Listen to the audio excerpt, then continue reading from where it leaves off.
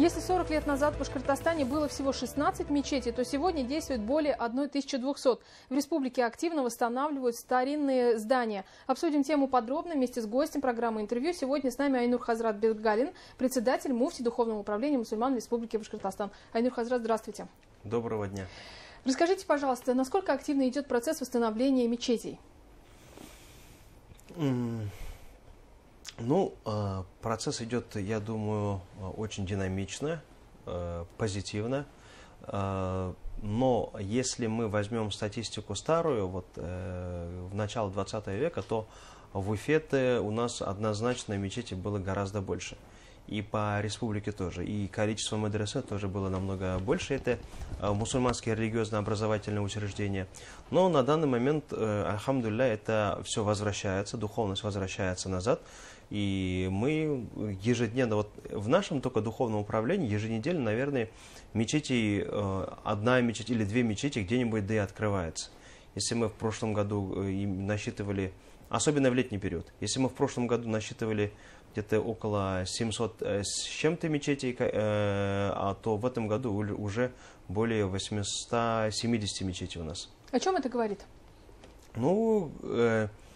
Это говорит о том, что мечеть строится. А говорить об остальном, они же, наверное, не просто так строятся, они строятся из-за того, что народ этого хочет. Если народ хочет, чтобы было побольше домов Всевышнего, то это означает, что у человека, у людей современных появляется тяга к Всевышнему. Это говорит о том, что духовность растет. Благотворительность в мире ислама, как она должна выглядеть? Вообще, сколько бы Всевышний не упоминал в Коране слово «намаз», столько раз и упоминается слово «закат». Это мусульманский налог, который отправляется обездоленным, беднякам, малоимущим и на благотворительность, и на образовательные цели. Поэтому благотворительность в исламе это первостепенно. А за первый вопрос, первый вопрос, чем будет отчитан человек в судный день, это за намаз. После намаза идет, сразу получается благотворительность, это помощь своим близким. Поэтому уровень и степень благотворительности в исламе, он очень высок, просто очень высок. Какую часть благотворительные средства занимают в общем финансировании восстановления храмов и строительства новых храмов именно в исламе? Такого прямо разграничения нет, такую-то долю туда, такую долю сюда. Это все индивидуально, и человек сам выбирает уже. Но скажу хадис пророка Мухаммада, алейхиссалату вассалям, это изречение его: тот, кто построит мечеть ради довольства Всевышнего на этом свете, тому Аллах Субхану ва Тааля построит дом или дворец в раю, говорится. И еще один хадис, изречение пророка Мухаммада: кто построит дом Всевышнего хотя бы с размером гнезда куропатки, тому Аллах построит дом в раю. Это означает, что долевое строительство мечети, дома Всевышнего, это тоже очень сильно вознаграждается Всевышним Аллахом. Поэтому человек, когда принимает участие, кто-то кирпичиком, кто-то 100 рублей занес, кто-то 1000 рублей занес, это тоже очень богоугодное дело. Поэтому я думаю, именно из-за этих моментов люди очень сильно стремятся построить мечеть.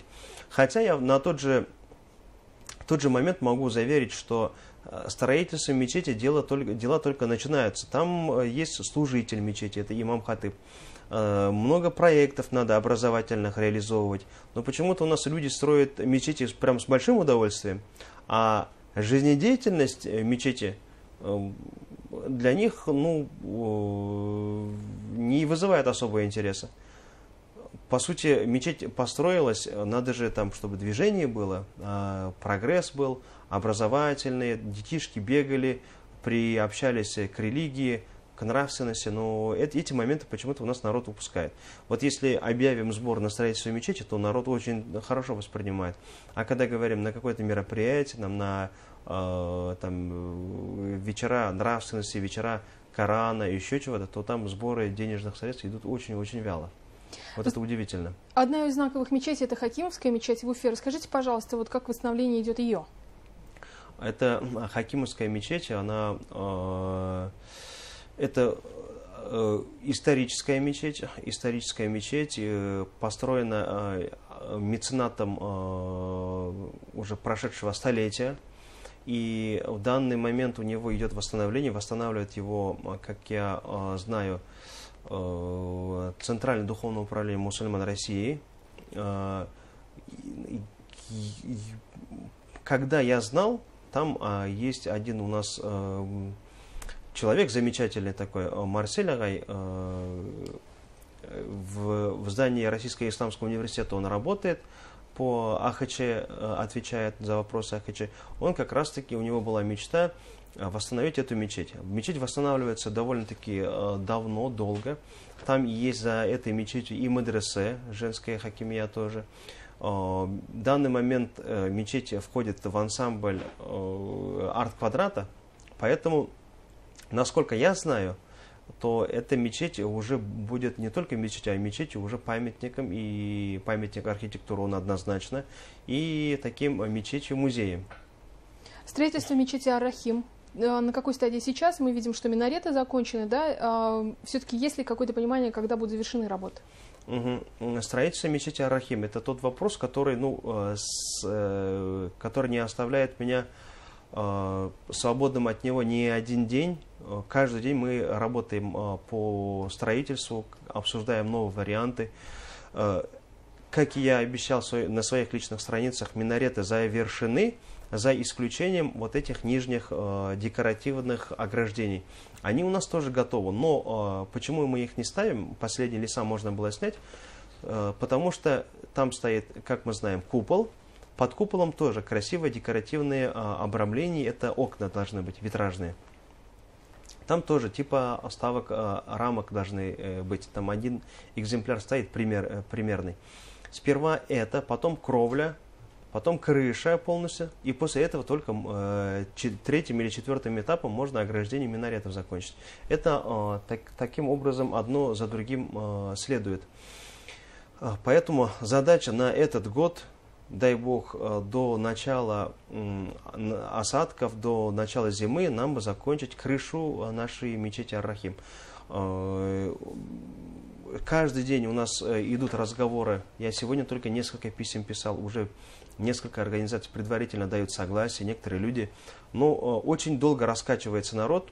Во-первых, я думаю, это из-за какого-то там недоверия, то, что там вот мечеть может за пожертвованные средства не достроиться или еще что-то. Мы в данный момент работаем, и так мы проработали, а в данный момент еще сильнее прорабатываем над полной прозрачностью строительства мечети, чтобы человек, который принес туда 100 тысяч, получил завершенные работы в этой мечети на 100 тысяч, а то и на более, чтобы вот рыночная стоимость этих работ, допустим, 100 тысяч, а он получил на 150 работ. Если, иншаллах, мы это скоро полностью оцифруем, полностью сделаем доступным, полностью сделаем открытым, и, я думаю, народу можно будет уже во весь глаз объявлять, что мы объявляем сбор такой-то, такой-то, такой-то, такой-то. А до этого дня поэтому и сборы мы не объявляли.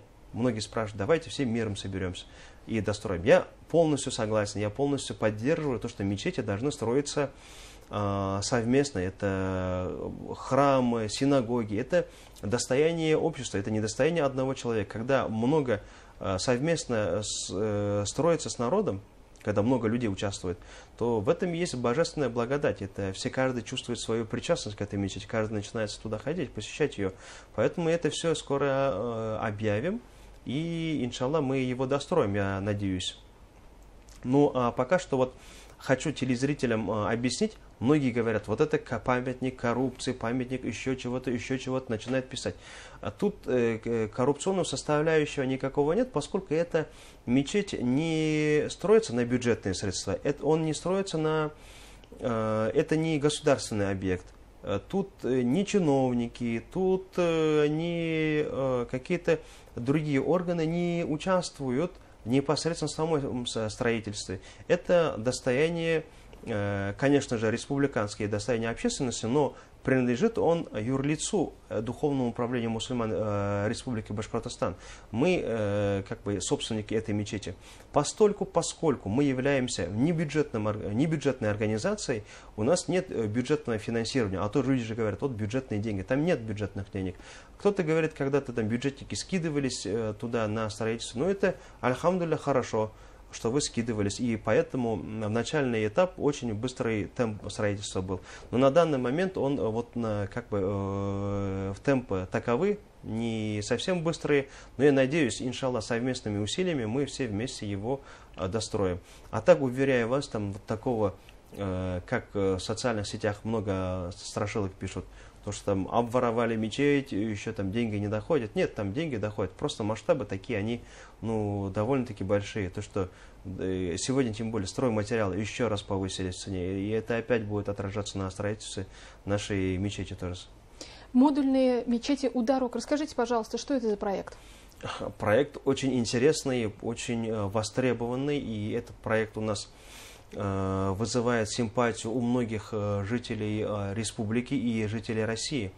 По нашему примеру начали некоторые наши чертежи брать и такие же мечети устанавливать в других регионах. Но могу сказать, что в Татарстан, когда мы заезжаем, прямо же начинается это с мечети. Там по трассе до Казани стоят везде придорожные остановочные комплексы, и на территории комплексов очень гармонично располагаются и мечети для путников, для тех, кто находится в пути, где люди могут взять омовение, чуть-чуть отдохнуть, помолиться и поехать дальше, покушать, соответственно. Это дополнительно создает поток туристов, поток людей, которые проезжают, останавливаются и сразу заходят в кафе, пользуются какими-то дополнительными сервисами остановочного комплекса. Поэтому нами был разработан этот проект. В данный момент я хочу поблагодарить правительству нашей республики, администрации главы нашей республики, то, что этот проект они поддержали. И сейчас, как рекомендация, через каждые 70 километров те, кто строит остановочные комплексы, должны предусмотреть возможность для молитвенных комнат. Не только для мусульман. Любой человек любого вероисповедания, чтобы мог остановиться и обратиться к Господу. Поскольку в исламе молитва обязательно 5 раз в день, то нам, у мусульман, потребности в этом гораздо больше, чем у представителей других конфессий. Никаких проблем нет. Мы не из точки зрения ущемления других религий, а просто у нас обязательства такие, мы должны просто помолиться. Поэтому для нас это более чем актуально. Мы как пошли, каким путем? Поскольку у других нет возможности построить это затратное довольно-таки увлечение, берем модульную мечеть. Это получается в форме кабинки с красивым остеклением, чтобы люди видели то, что внутри происходит, и не боялись того, что кто-то там заселится, кто-то нежелательный человек. Сделали такой, как бы аквариум, с видом аквариума, чтобы видели, что внутри происходит. Это 3 на 5, 3 на 6 такие модульные комнаты с ключом, закрываются ключи, как правило, оставляем у владельцев ближайших кафешек. Таарат они берут в кафешках, мы с ними договариваемся, потому что воду ставить в этих модульных комнатах очень затратно получается. А так, комната такая довольно-таки вместительная. Около 10 молящихся одновременно могут там совершить коллективную даже молитву. Устанавливаем их на оживленных трассах. В данный момент мы поставили уже 6 модульных таких мечетей. Собираемся ставить, у нас возможности есть. Мы просто подбираем места, ставим. Поэтому дай Бог, что в ближайшее время никаких людей, которые заезжают в нашу республику и жалуются, мы не увидим, потому что жалобы поступают. Почему? В Башкортостан мы заезжаем, нет, негде помолиться. А в Татарстан заезжаем можно, в Дагестан, в Чечню можно. Даже, говорят, в немусульманских регионах, где мусульман в процентном соотношении очень мало, можно помолиться, а в Башкортостане нет. Но, альхамдулилля, Духовное управление мусульман Республики Башкортостан очень активно этим занимается. Кто хочет поучаствовать, тоже пусть принимает участие. Спасибо большое, Айнур Хазрат. Это была программа интервью в эфире главного телеканала Республики. Сегодня с нами был Айнур Хазрат Бергалин, председатель муфтий Духовного управления мусульман Республики Башкортостан. Не переключайтесь, оставайтесь вместе с нами.